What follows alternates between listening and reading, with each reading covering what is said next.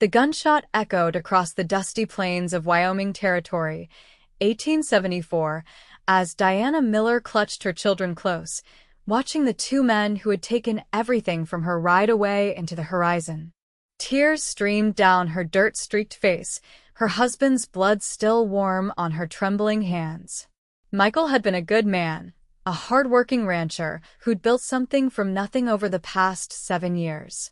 Now he lay motionless in the dirt of their small homestead, all because he'd refused to sell their land to the cattle barons moving in from the east. "Mama, is Papa sleeping?"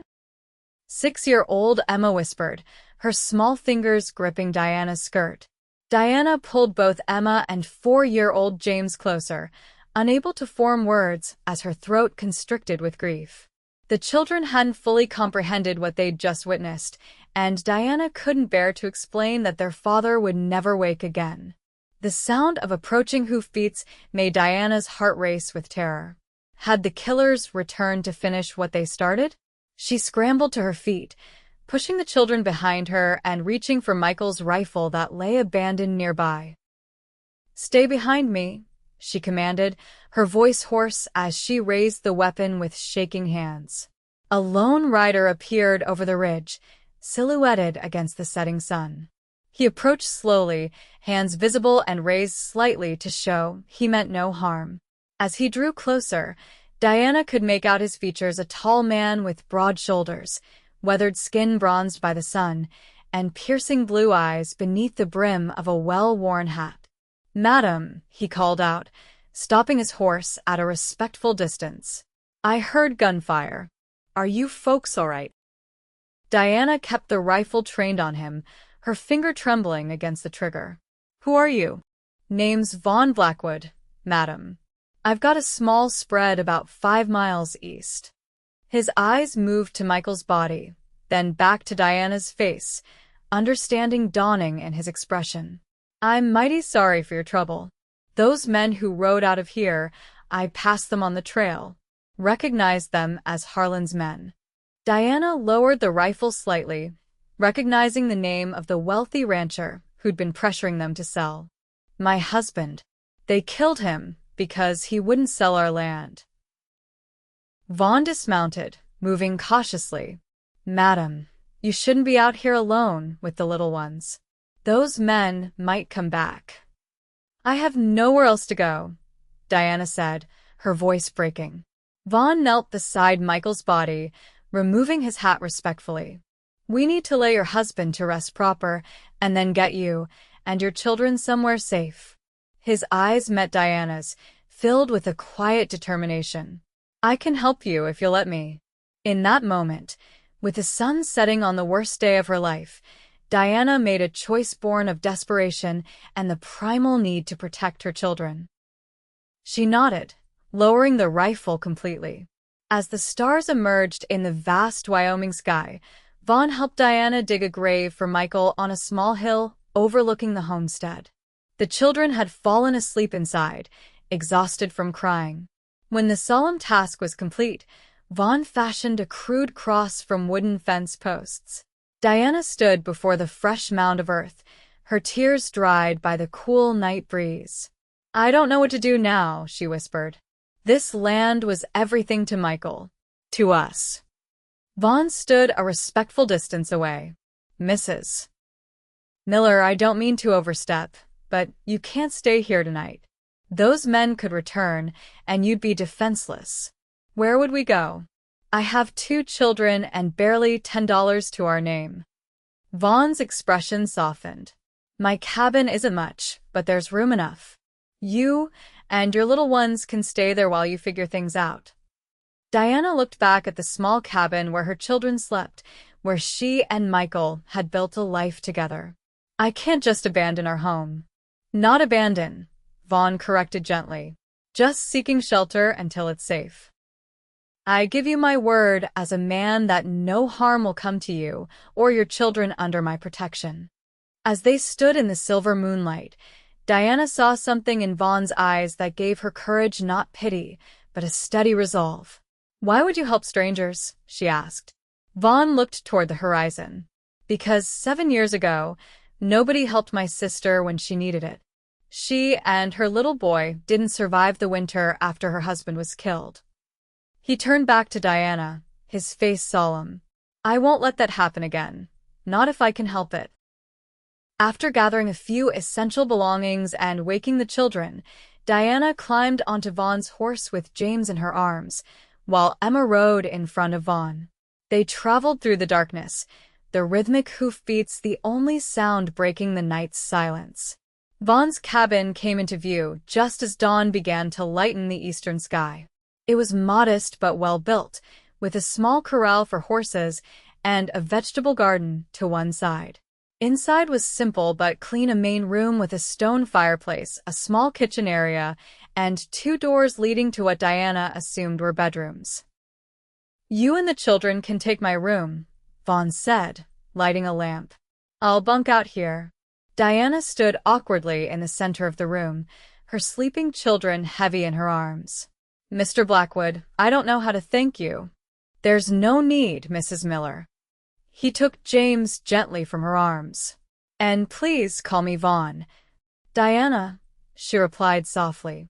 As she laid her children on Vaughn's bed, tucking the quilt around their small bodies, Diana felt the full weight of her new reality crash down upon her.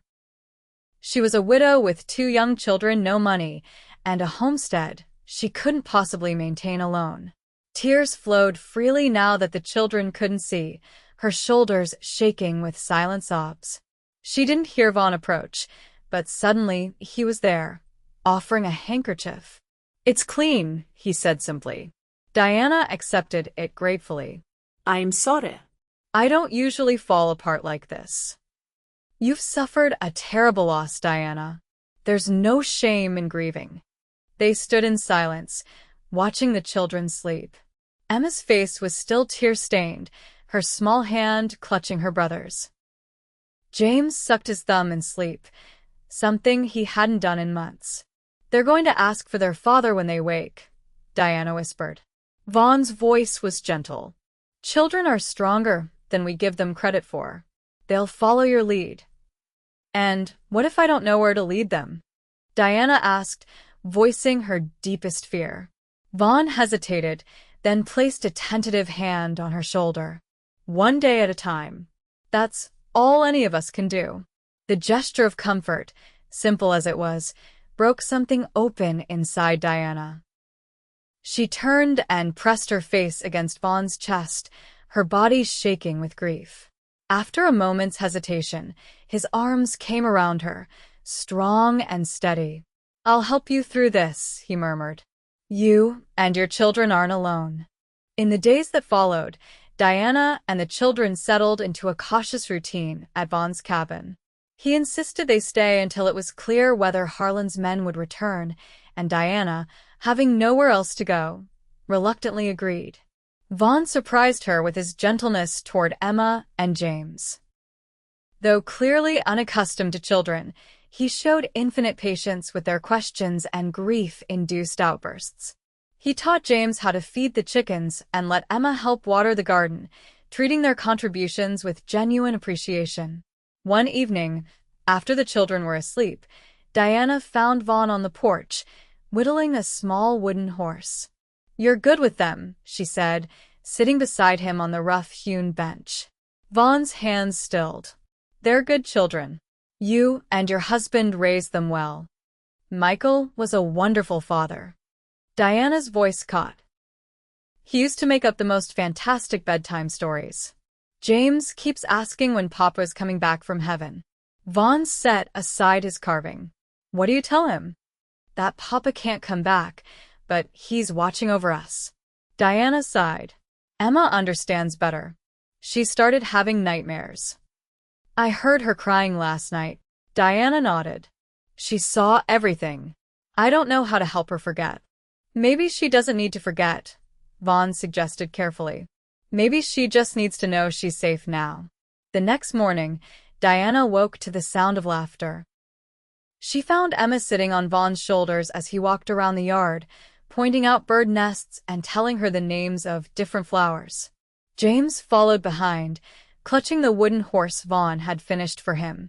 The sight brought tears to Diana's eyes, not of sadness this time, but something more complex. Seeing her children smile again was like witnessing a small miracle. Later that day, Sheriff Tom Patterson rode up to the cabin. Diana's heart pounded as she recognized the lawman from the nearby town of Pine Creek. "Mrs. Miller," he greeted, removing his hat. "I've been looking for you. Heard about what happened to your husband. I'm mighty sorry for your loss." "Have you caught the men who killed Michael?" Diana asked, wiping her hands on her apron. The sheriff's expression said everything. "Not yet, madam. Those were Harlan's top hands, and they've disappeared. Harlan claims he knows nothing about it." "That's a lie," Vaughn said, stepping forward. "Everyone knows Harlan wants the Miller property to complete his water rights." Sheriff Patterson sighed. "Knowing and proving are different matters, Blackwood. Without witnesses." "My children witnessed their father's murder," Diana said sharply. "Children's testimony won't stand up, madam. Not against someone like Harlan." Diana felt rage building inside her. "So they just get away with it? With murder?" "I'm not saying that," the sheriff responded defensively. "I'm still investigating. But in the meantime, I need to know your intentions regarding your property. Harlan's already filing papers claiming abandoned land." "Abandoned?" Diana's voice rose. "My husband is barely cold in his grave." Vaughn stepped closer to Diana. "She's staying here with me until it's safe to return. That land belongs to Mrs. Miller and her children, and I'll personally make sure Harlan doesn't steal it." The sheriff eyed them both. "You'd be going up against the most powerful man in the territory, Blackwood." "Wouldn't be the first time I've faced long odds," Vaughn replied evenly. After the sheriff departed, Diana turned to Vaughn. "You shouldn't have done that. This isn't your fight." "I made it my fight when I brought you here," Vaughn said. "Besides, men like Harlan need to be stood up to, or they'll just keep taking." Diana studied his face, seeing determination and something else, a deep-seated anger that seemed personal. "You've had dealings with Harlan before." Vaughn's jaw tightened. "Let's just say we have history." That night, after a simple supper of beans and cornbread, Emma climbed into Vaughn's lap as he sat by the fire. "Mr. Vaughn, can you tell me a story?" she asked, her small face serious. "Papa always told stories." Diana started to intervene, afraid the request might make Vaughn uncomfortable, but he smiled gently at the child. "I'm not much of a storyteller, little one, but I'll try." He thought for a moment. Once there was a brave little girl who lived on the prairie with her brother and her mama. Diana watched as both children were drawn into Vaughn's tale of adventure and courage. His voice was different when he spoke to them, softer, with a warmth she hadn't heard before. James crawled onto the bench beside them, his eyes wide with wonder. When the story ended with the brave children safe at home, Emma looked up at Vaughn with solemn eyes. "Papa's not coming back, is he?" Vaughn met Diana's gaze across the room before answering. "No, sweetheart." "Your papa had to go to heaven. But he loved you and your brother very much, and he would want you to be brave. Are you going to take care of us now?" James asked innocently. The question hung in the air, loaded with implications neither adult was prepared to address. Vaughn cleared his throat. "I'm helping your mama while she decides what comes next," he answered carefully. Later, after tucking the children into bed, Diana found Vaughn chopping wood by lantern light, his movements forceful, almost angry. "You didn't have to come out here in the dark," she said. Vaughn paused, wiping his brow. "Needed to think." "About what James said?" He set down the axe. "I apologize if that made you uncomfortable. Children say what comes to mind." "You've been kind to them," Diana said. "It's natural they'd become attached." "Diana," Vaughn said, her name sounding different in his deep voice. "I need to be honest with you. I can help you get back on your feet, maybe even fight Harlan for your land, but I'm not. I'm not the kind of man who should be around children permanently." Diana stepped closer. "What do you mean?" "I've lived alone for years for good reason. My past isn't something I'm proud of. Were you an outlaw? Diana asked directly. Vaughn's laugh was humorless. No, nothing so dramatic. Just a man who's made mistakes. Who's hurt people who trusted him. Yet you've done nothing but help us. That doesn't erase the past. Diana studied him in the lamplight. My husband believed people could change. That everyone deserves a second chance. Your husband sounds like a wise man, Vaughn said softly. He was. Diana blinked back tears. And I think he would be grateful to you for what you've done for his family. The next morning, Vaughn announced he needed to ride into town for supplies. Is there anything specific you need? Diana hesitated. We can't keep accepting your charity, Vaughn. I need to find work, earn my keep. There'll be time enough for that, he assured her. But first, we need to secure your homestead. I'm going to speak with Judge Wilson about Harlan's claim. The judge is in Harlan's pocket, Diana said bitterly. Not entirely. Wilson is ambitious, but he values his reputation for fairness. It's worth a try. While Vaughn was gone, Diana occupied the children with chores and games, trying to keep their minds off their father's absence. She was hanging laundry when she spotted a cloud of dust approaching from the east, multiple riders moving fast. Heart pounding, Diana rushed the children inside, barricading the door with a chair. She took down Vaughn's rifle from above the fireplace, checking that it was loaded just as he had shown her. Mama, what's wrong? Emma asked, eyes wide with fear. Nothing, sweetheart. We're just playing a quiet game until Mr. Vaughn gets back. Diana positioned herself by the window, keeping the children behind her. 4 riders approached the cabin, stopping at a distance. Diana recognized 2 of them, the men who had murdered Michael. The third was an older man with silver hair and an expensive suit despite the dusty surroundings. The fourth was a hired gun, evident from his low-slung holster and cold eyes. Mrs. Miller, the older man called out. I'm Bradford Harlan. I'd like to speak with you. Diana's hands tightened on the rifle. I have nothing to say to you or your murderers. Harlan dismounted, approaching the cabin with casual confidence. I understand you're upset, Mrs. Miller, but I had nothing to do with your husband's unfortunate accident. Accident. Diana's voice shook with rage.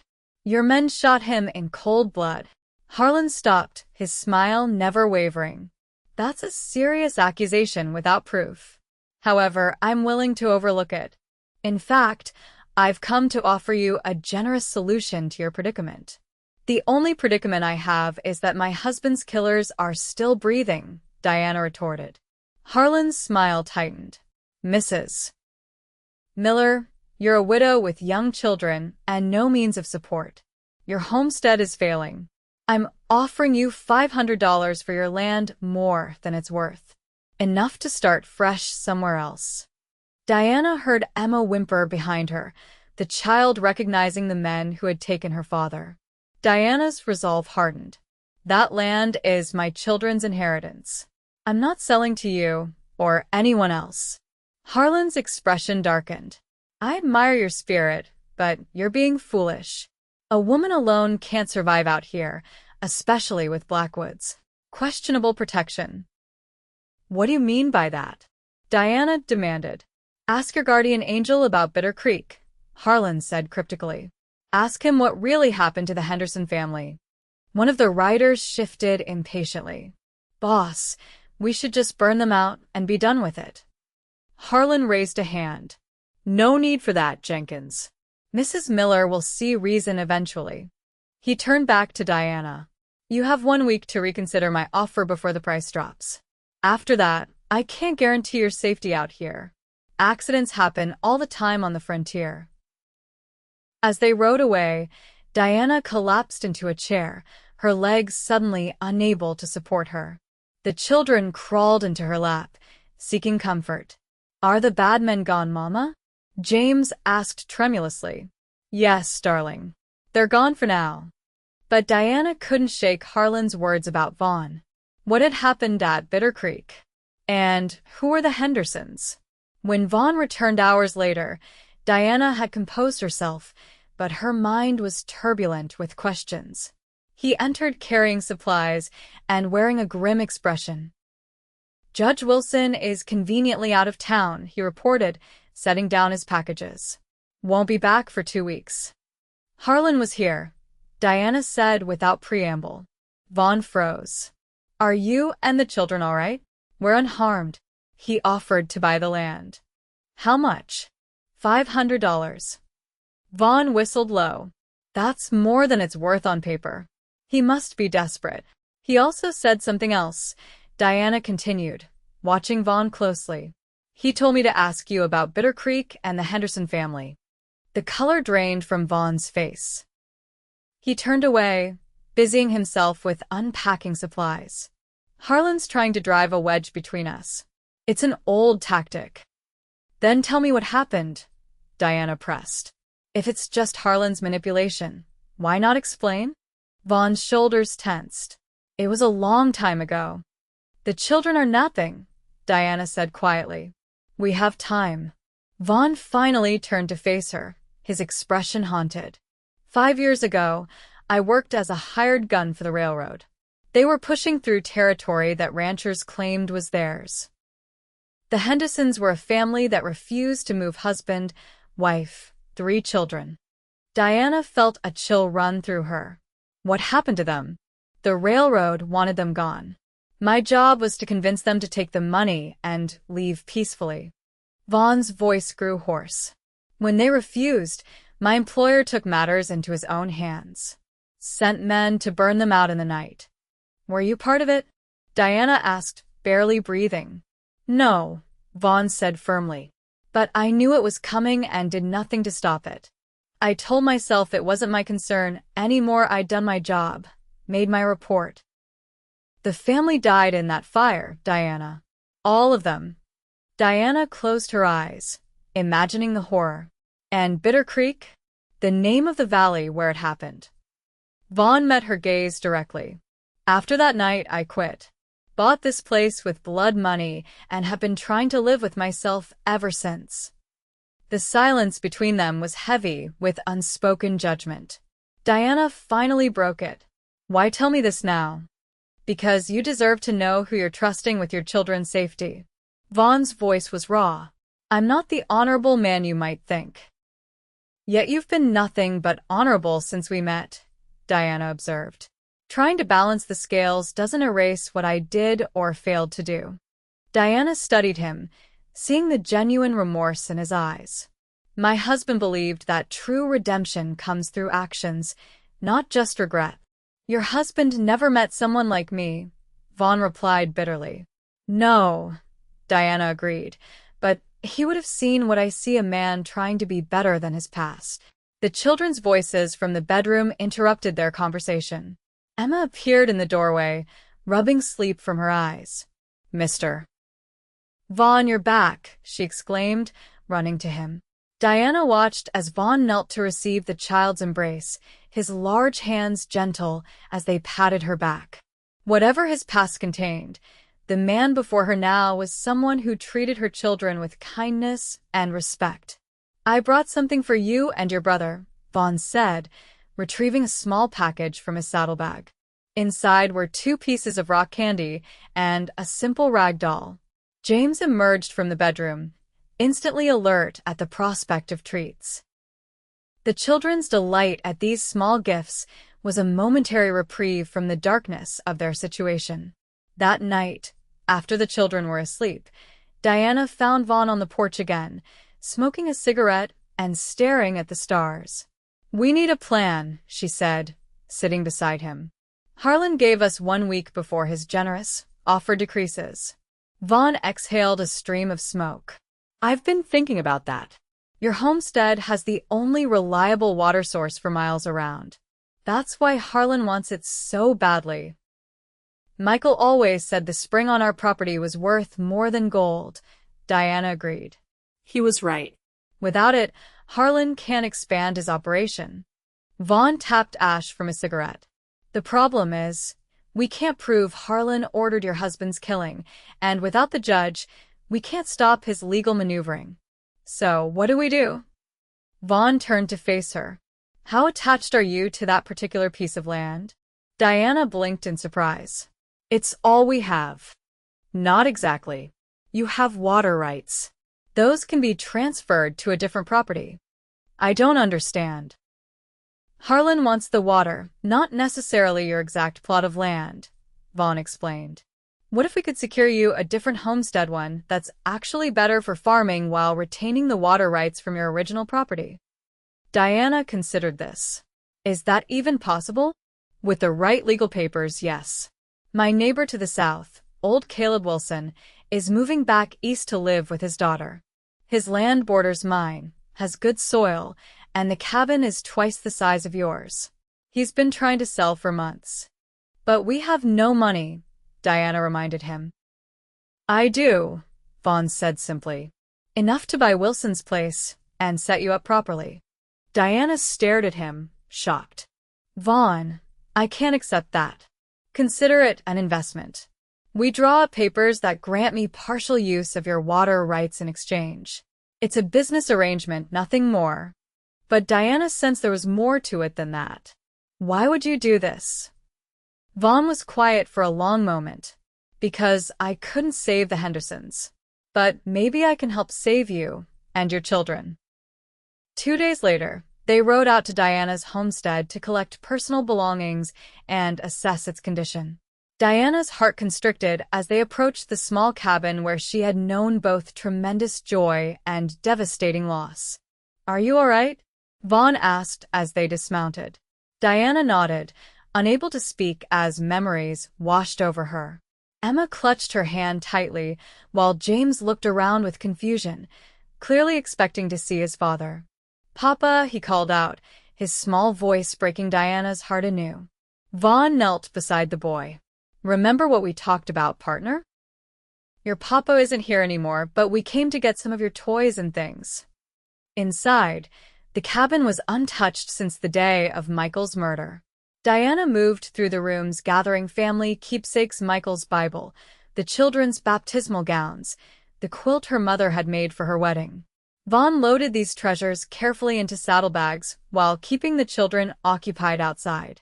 At Michael's grave, Diana stood in silence, her hand resting on the crude wooden cross. I'm sorry we're leaving you here alone, she whispered. But I have to think of the children. As they prepared to depart, Diana spotted a cloud of dust approaching, riders coming fast from the direction of Harlan's ranch. Vaughn, she called in alarm. He saw it immediately, his expression hardening. Get the children on my horse. Now. Diana didn't question him, quickly lifting James and Emma into the saddle. Vaughn handed her the reins. Ride for my place. Don't stop, for anything. What about you? Diana protested. I'll be right behind you. Go. Diana hesitated only a moment before spurring the horse forward, holding James tightly while Emma clung to the saddle horn. She glanced back once to see Vaughn mounting her old mare, then focused on the path ahead, praying they could outrun whatever danger approached. They reached Vaughn's cabin without incident, but he didn't arrive until nearly dusk. When he finally rode in, Diana rushed outside, relief flooding through her. What happened? She demanded. Vaughn dismounted stiffly, and Diana noticed he was favoring his left side. Harlan's men. They were setting fire to your cabin. You're hurt, Diana said, seeing a dark stain spreading across his shirt. It's nothing. Bullet just grazed me. But when he tried to walk, he stumbled, and Diana quickly moved to support him. Inside, after the children were occupied with supper, Diana insisted on tending to Vaughn's wound. The graze was actually a deep furrow across his ribs that had bled profusely. This needs stitching, she said, examining it by lamplight. You know how? Vaughn asked through gritted teeth. I've done it before. Michael was always injuring himself. Diana prepared needle and thread, her movements efficient despite her concern. What exactly happened back there? Vaughn winced as she began cleaning the wound. 3 of Harlan's men were dousing your cabin with kerosene. I tried to stop them, but they opened fire. I returned it. Diana's hand stilled. Did you kill them? No. Wounded one. The others fled. He caught her gaze. I'm not that man anymore, Diana. I don't kill if there's any other choice. She nodded, resuming her work. I believe you. As she stitched his wound, Diana was intensely aware of his proximity, of the warmth of his skin beneath her fingers. Vaughn remained stoically silent, only the occasional tightening around his eyes betraying his pain. They burned it, didn't they? Diana asked quietly. Our cabin. Yes, Vaughn admitted. I'm sorry, Ziana. I couldn't stop them. Diana tied off the final stitch, her vision blurring with tears. That was our home, where my children were born, where Michael and I built our life. Vaughn cautiously placed his hand over hers. The memories don't burn, Diana. You carry those with you. She looked up, meeting his gaze, and something shifted between them, a recognition of shared understanding, of pain and resilience. For a breathless moment, Diana thought he might pull her closer, but the sound of Emma calling from the other room broke the spell. Over the next week, Vaughn's plan took shape. He rode to neighboring Pine Creek to speak with Caleb Wilson about purchasing his property, returning with news that the old rancher was willing to sell at a fair price. Meanwhile, Diana focused on helping the children adjust to their new circumstances, their grief still surfacing in unexpected moments. One afternoon, while Vaughn repaired fencing in the north pasture, Diana found Emma sitting alone on the porch steps, clutching the rag doll Vaughn had given her. What are you thinking about, sweetheart? Diana asked, sitting beside her. I miss Papa, Emma said simply. But I like Mr. Vaughn too. Is that bad? Diana's heart constricted. No, darling. Your papa would want you to be happy. He would like Mr. Vaughn, I think. Does Mr. Vaughn like us? Will he stay with us? The innocent question gave Diana pause. She'd been so focused on immediate survival that she hadn't considered what would happen once they were settled on Caleb Wilson's property. Would Vaughn remain in their lives, or would their paths diverge? Mr. Vaughn cares about us very much, she answered carefully. As for the future, we'll have to see what happens. That evening, as they sat around the table enjoying a rabbit stew Diana had prepared, James suddenly looked up at Vaughn. Are you going to be our new papa? He asked with a child's directness. Diana nearly dropped her spoon, mortified. James, that's not a proper question. Vaughn's expression was unreadable, but his voice was gentle when he answered. No one can replace your papa, James. He'll always be your father. But Papa's in heaven now, James persisted. And you take care of us like a papa. Diana watched a complex emotion pass over Vaughn's face, pain, longing, and something that might have been hope. James, finish your supper, Diana redirected, avoiding Vaughn's gaze. Later, after the children were asleep, Diana found Vaughn at his usual spot on the porch. She handed him a cup of coffee, which he accepted with a nod of thanks. I apologize for James, she said quietly. Children don't understand adult relationships. No need to apologize. Vaughn sipped his coffee. It's natural for them to wonder. Diana leaned against the porch railing. I should have explained better that our arrangement is temporary. Vaughn was silent for a long moment. Is that what you want? For it to be temporary? The question hung in the air between them, loaded with unspoken possibilities. Diana found herself unable to give a simple answer. I don't know what I want beyond safety for my children, she admitted. Everything else feels uncertain. Diana, Vaughn began hesitantly. I know it's too soon. You're still grieving, and your focus needs to be on the children. But I want you to know that The sound of approaching riders interrupted him.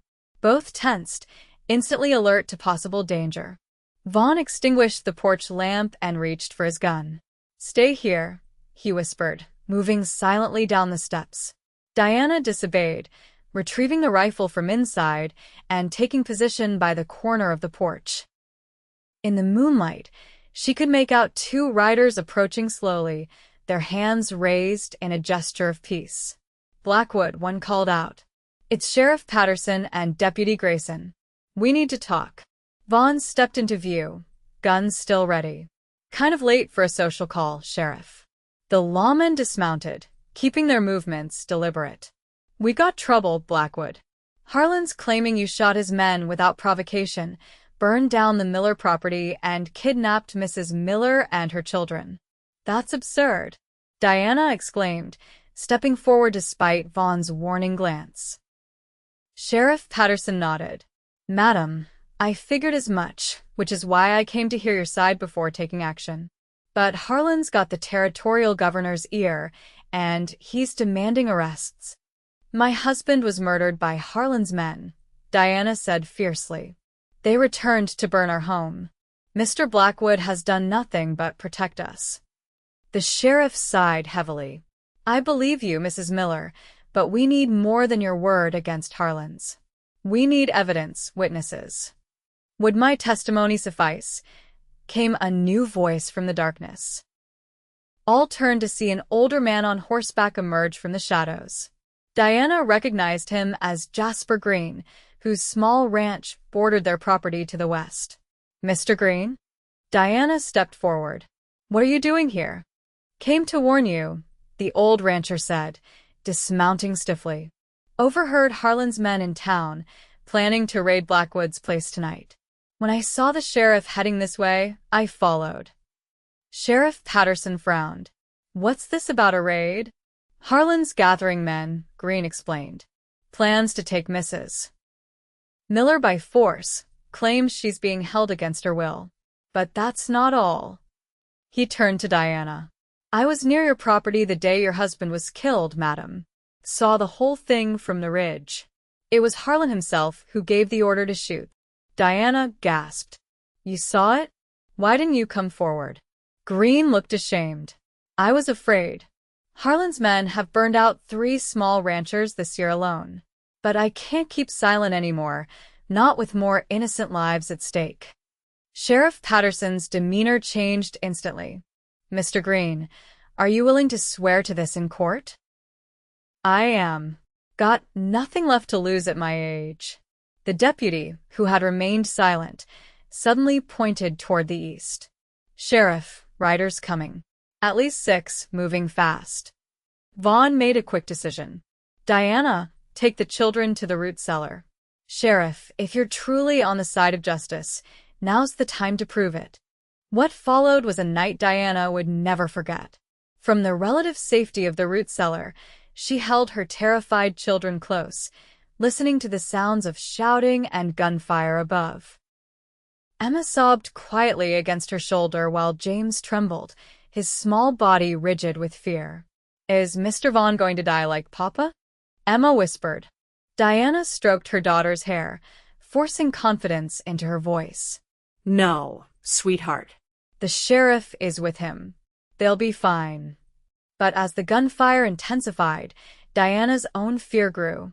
She couldn't lose Vaughn not when he had become so essential to their survival, to their future.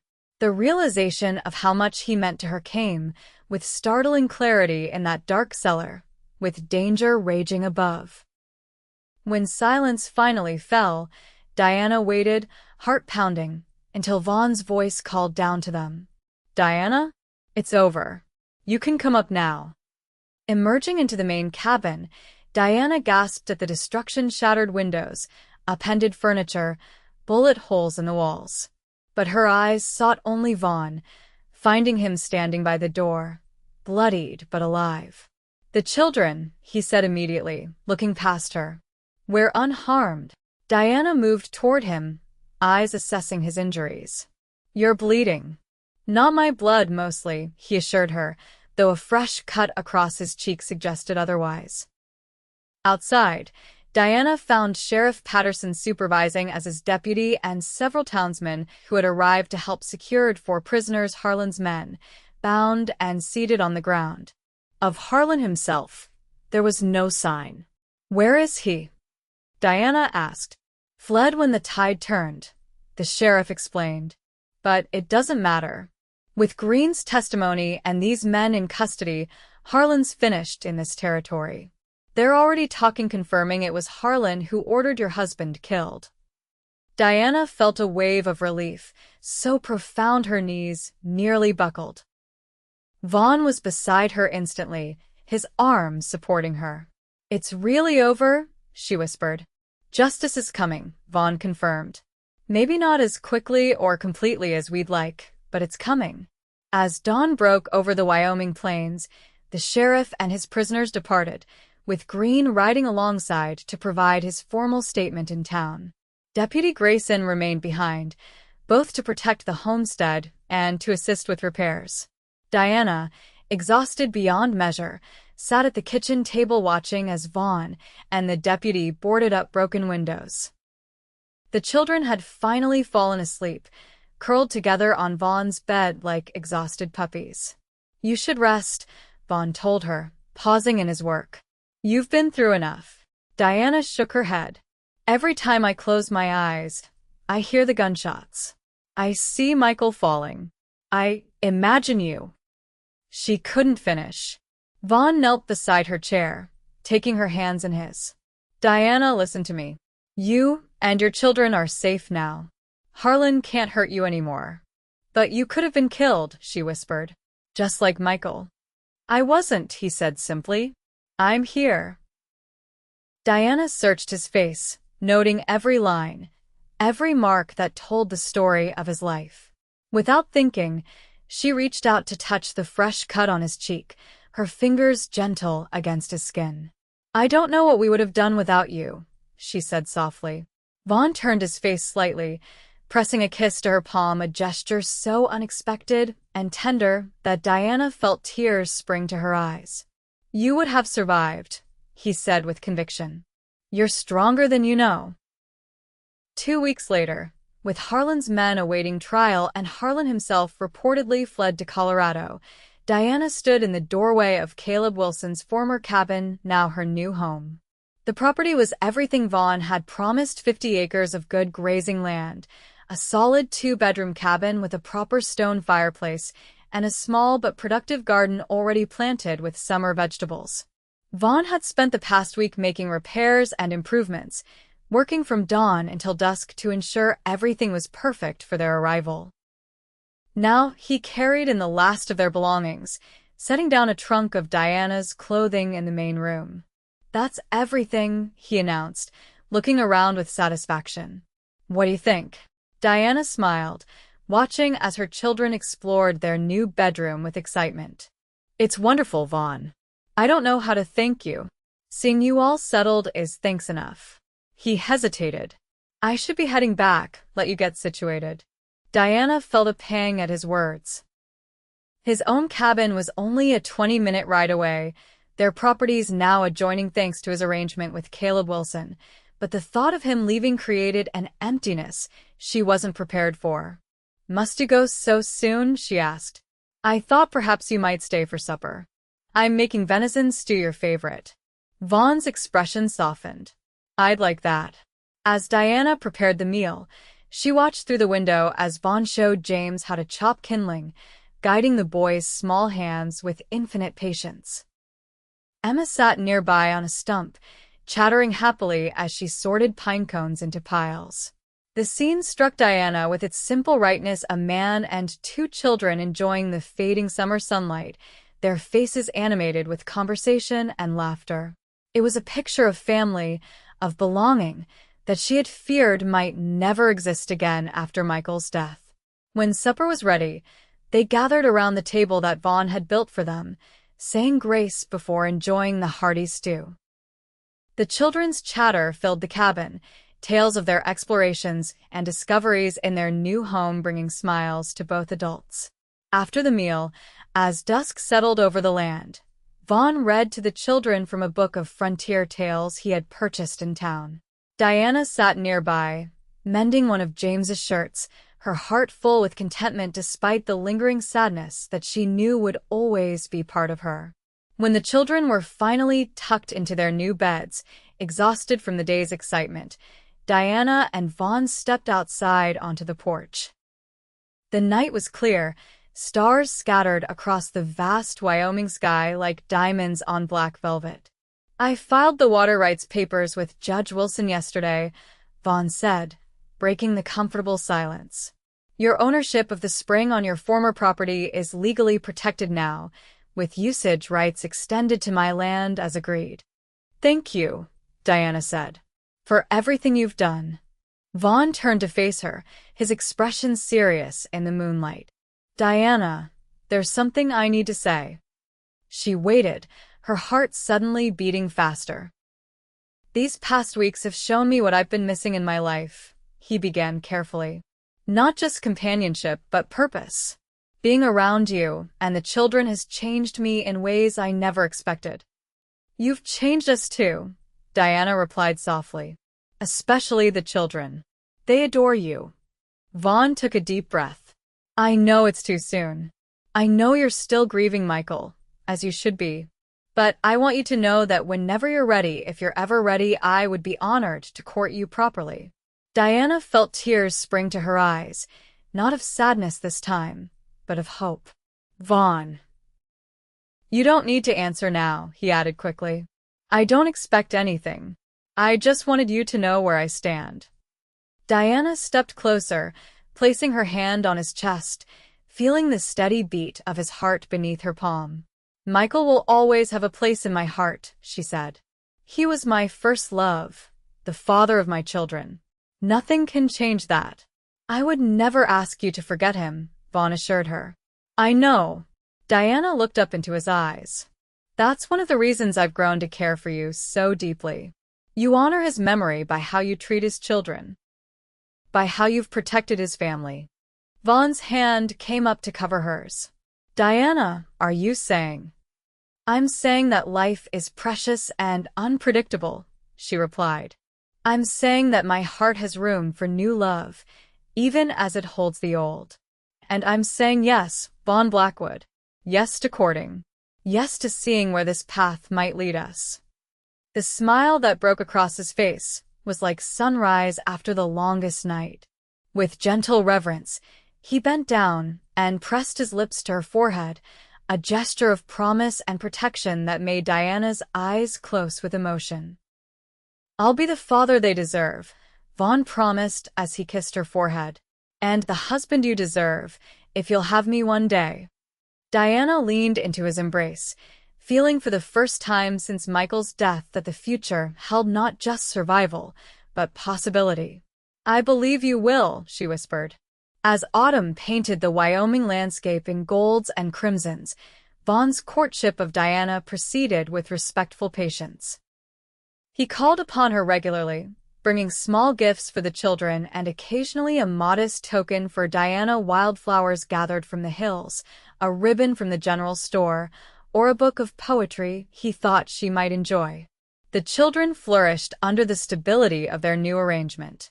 James shadowed Vaughn whenever possible, soaking up knowledge about horses, carpentry, and the land. Emma, initially more cautious in her affections, gradually opened her heart to the man who never failed to listen seriously to her stories or answer her endless questions. Diana watched their growing attachment with mixed emotions: joy at seeing her children happy again, guilt at the thought of another man taking Michael's place in their lives, and deepening affection for Vaughn himself, whose steady presence had become essential to her own healing. One crisp October afternoon, Diana was hanging laundry when she spotted Vaughn riding toward the cabin, returning from a 3-day trip to Cheyenne. The children, playing nearby, saw him at the same moment. "Mr. Vaughn," Emma shouted, dropping her doll and running toward the approaching horse.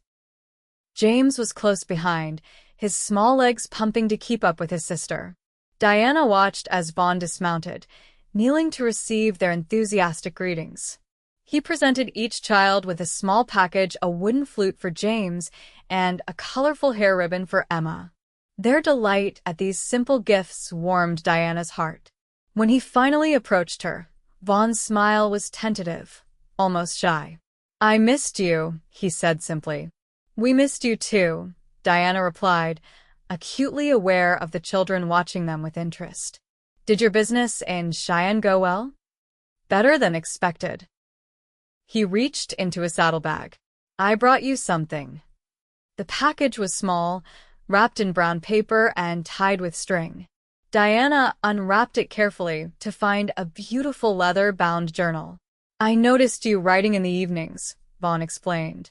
"Your old notebook seemed nearly full." Diana ran her fingers over the soft leather, touched by his thoughtfulness. "It's perfect. Thank you." "There's something else." Vaughn hesitated. Judge Wilson was in Cheyenne. Harlan's been apprehended in Denver, being brought back to stand trial for Michael's murder. Diana absorbed this news, emotions swirling. When trial set for spring, Green's testimony and the confessions from Harlan's men should be enough to convict him. Justice was coming at last, Diana thought. Yet it would not bring Michael back, would not erase the pain her children had endured. Still, it was something closure, perhaps. "Thank you for telling me," she said quietly. That evening, after the children were asleep, Diana and Vaughn sat before the fireplace, the crackling flames casting dancing shadows across the cabin walls. "I've been thinking," Diana said, breaking the comfortable silence. "The children need stability, especially with the trial coming. They're already attached to you. It confuses them when you leave." Vaughn looked at her questioningly. "What are you suggesting?" Diana took a deep breath. "Perhaps it's time we considered a more permanent arrangement." "Diana," Vaughn said carefully, "are you saying what I think you're saying?" "I'm saying that life doesn't always follow the path we expect," she replied. "I never imagined loving another man after Michael. But here you are, and here we are." Vaughn moved closer, taking her hands in his. "I don't want to rush you. If you need more time, I've had time to consider what matters most," Diana interrupted gently. "My children need a father. I need a partner. And you, Vaughn Blackwood, have proven yourself to be a man of honor and compassion, despite what you believe about your past." Vaughn's eyes shone with emotion in the firelight. "Diana Miller, are you proposing to me?" A smile tugged at her lips. "I believe I am. Though it's hardly proper." "Proper be damned," Vaughn said, drawing her into his arms. Yes. 1,000 times yes. Their first kiss was tender, a gentle exploration that quickly deepened into something more profound, a promise, a beginning, a healing.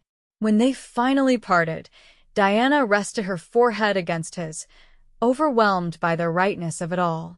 "The children will be overjoyed," she whispered. "About that," Vaughn said, reaching into his pocket. "I have something else from Cheyenne."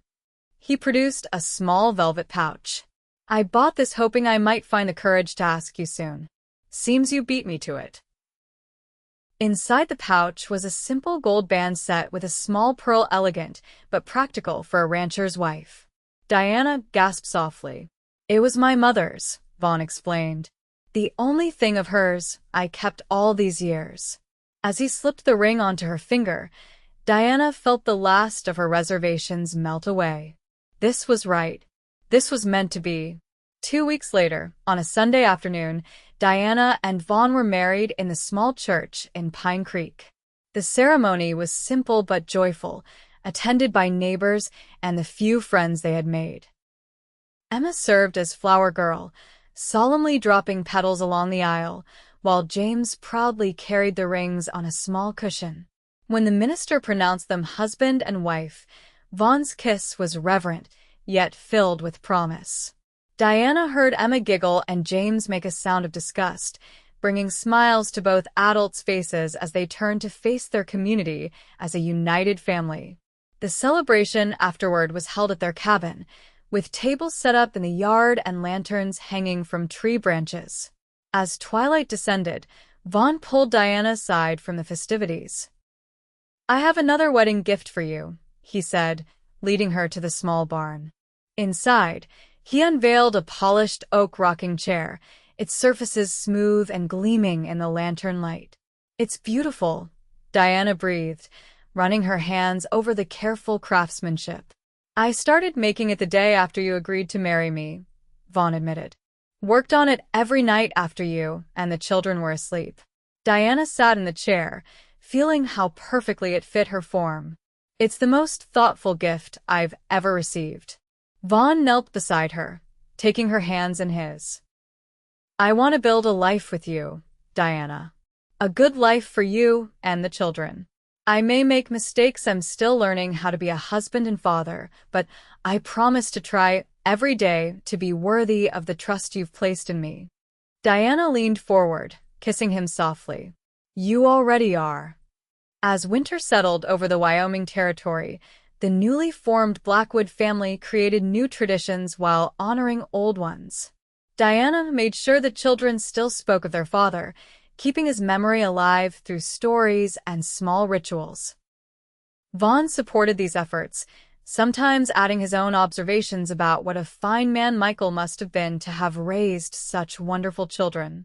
On Christmas morning, as snow fell gently outside, the family gathered around their small tree decorated with paper stars and pine cones. James received a handcrafted wooden horse that Vaughn had spent weeks carving and painting. Emma's gift was a porcelain doll ordered specially from Denver, with hair the same shade of auburn as her own. The children's delight filled the cabin with laughter and excitement. When the children were occupied with their new treasures, Vaughn handed Diana a small package. Inside was a silver locket containing miniature portraits of Emma and James that he had commissioned from a traveling photographer who had passed through Pine Creek the month before. "It's perfect," Diana whispered, tears of joy springing to her eyes. "I have something for you too," she said, retrieving a package from its hiding place in the kitchen. Inside was a new hat to replace Vaughn's well-worn one, along with a letter she had written expressing her deepest feelings, words she found easier to put on paper than to say aloud. As he read the letter, Vaughn's expression softened, his eyes growing suspiciously bright. Without a word, he pulled Diana into a tender embrace, his kiss conveying everything words could not. "Mama, Papa Vaughn," Emma called from across the room. "Come see what James and I made." Papa Vaughn. The children had started using the term shortly after the wedding, a decision they had arrived at themselves. The first time James had said it, Vaughn had looked to Diana with questioning eyes, seeking her approval. Her nod had released something in him, a tension he perhaps hadn't even realized he was carrying. Now they joined the children on the floor, admiring the simple drawing they had created, 4 stick figures holding hands, standing before a house with smoke curling from the chimney. "That's our family," Emma explained proudly. "It's beautiful," Diana said, her heart full. "The most beautiful picture I've ever seen." Later that night, with the children asleep amid their new treasures, Diana and Vaughn sat before the fire, his arm around her shoulders as she leaned against him. "Happy?" he asked softly. Diana nodded, contemplating the journey that had brought them to this moment. From the depths of tragedy had come unexpected joy, a second chance at love and family that she had never thought possible. "I was thinking," Vaughn said, breaking the comfortable silence. "Come spring, we might add on to the cabin. The children are growing, and they'll need more space. Maybe a proper bedroom for each of them." "That sounds wonderful," Diana agreed. She hesitated, then added, "We might need even more space than that, eventually." Vaughn looked at her questioningly. Diana took his hand and placed it gently on her stomach. "I'm not certain yet, but I think our family might be growing sooner than we planned." The wonder that spread across Vaughn's face was something Diana knew she would remember forever. "A baby?" "Our baby." She nodded, smiling through tears of joy. "Our baby." Vaughn gathered her in his arms, holding her as if she were made of the most precious glass. "I love you, Diana Blackwood," he whispered against her hair. "You, and our children, all of them, are everything I never knew I needed." As spring returned to the Wyoming plains, bringing new life and renewal to the land, Diana stood on the porch of their expanded cabin, one hand resting on her growing belly. The trial of Bradford Harlan had concluded the week before. Justice finally served with a conviction that would keep him imprisoned for the remainder of his life. In the yard, Vaughn was teaching James how to saddle his new pony, a birthday gift that had rendered the boy speechless with joy. Emma sat nearby, reading aloud from her primer, her reading skills improving daily under Diana's tutelage. The past year had transformed them all. Diana had found strength she never knew she possessed. The children had healed, though they would always carry the memory of their first father in their hearts. And Vaughn had discovered the redemption he sought not in punishment for past sins, but in the daily acts of love and care he provided to his family. As if sensing her gaze, Vaughn looked up, his smile warming her from across the yard. He said something to James, patted the pony's flank, and then walked toward her, his stride purposeful yet relaxed. "How are you feeling?" he asked, placing his hand gently beside hers on her rounded belly. "Wonderful," Diana replied truthfully. "Everything is perfect." As Vaughn bent to kiss her, their unborn child kicked vigorously against their joined hands, making them both laugh with delight. "I think we have another cowboy on the way," Vaughn said, his voice filled with pride. "Or cowgirl," Diana corrected with a smile. "Either way, this child will have the best father a boy or girl could ask for." Vaughn's expression grew serious. "I meant what I promised you that first day, Diana. I'll be the father they deserve, all of them, including this little one." "You already are," Diana assured him, rising on tiptoes to kiss him again. "You already are." As the sun set over their land that represented not just a home but a future filled with promise, Diana thought about the journey that had brought them here. From the darkest moment of her life had come unexpected joy, a second chance at love and family that proved life's resilience and the heart's capacity for renewal. In Vaughn's arms, surrounded by the family they had built together, Diana knew with absolute certainty that this was where she belonged. This was home.